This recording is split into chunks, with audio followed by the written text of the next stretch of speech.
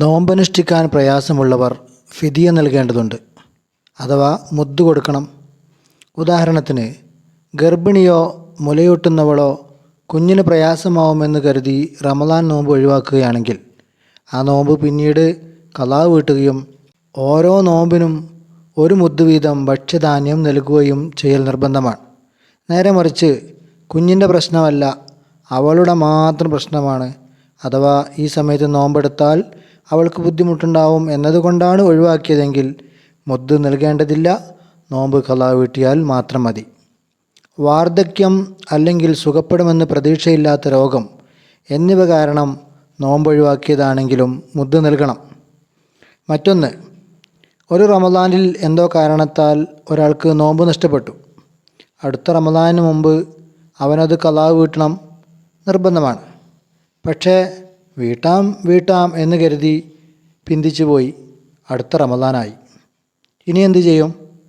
ഈ റമദാനിന് ശേഷമേ ഇനി വീട്ടാൻ കഴിയൂ. എങ്കിൽ ഖളാ വീട്ടുന്നതിൻ്റെ കൂടെ ഓരോ മുദ്ദ് വീതം നൽകണം.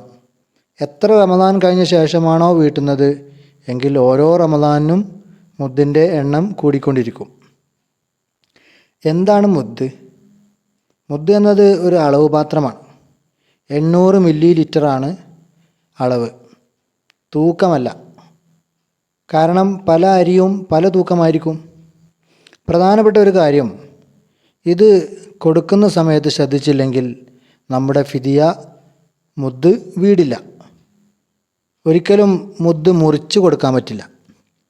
ഉദാഹരണം, ഒരാൾക്ക് കൊടുക്കേണ്ടത് 5 മുദ്ദാണ്. അത് നേർ പകുതിയാക്കി 2 ആൾക്ക് കൊടുക്കാൻ പറ്റില്ല. കാരണം 2.5 എന്നാണല്ലോ വരിക.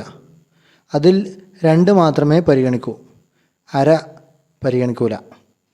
ഒരാൾക്ക് 3 മുദ്ദ്, മറ്റേ ആൾക്ക് 2 മുദ്ദ്, ഇങ്ങനെയാണെങ്കിലോ?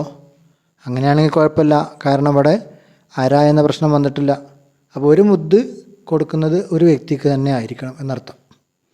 ഫിദിയ കൊടുക്കുമ്പോൾ അർഹരായ ആളുകൾക്കാണ് കൊടുക്കേണ്ടത്. മഹല്ല് മാറിയാലുള്ള പ്രശ്നം ഇവിടെ ഇല്ല.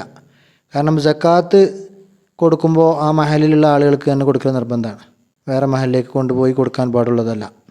എന്നാൽ ഇവിടെ വെച്ചുകൊണ്ട് കൊടുക്കാവുന്നതാണ്. എന്നാൽ ഫിദിയ അഥവാ നോമ്പ് ഉപേക്ഷിച്ചതിന് കാരണം നമ്മൾ മുദ്ദ് കൊടുക്കുകയാണെങ്കിൽ അത് അർഹതപ്പെട്ട ആളുകൾക്ക് കൊടുക്കണമെന്നേ ഉള്ളൂ. അവിടെ മഹല്ല് മാറി എന്ന പ്രശ്നമൊന്നും വരുന്നില്ല. ഇതുമായി ബന്ധപ്പെട്ട സംശയങ്ങൾ കമൻറ്റ് ചെയ്യാവുന്നതാണ്.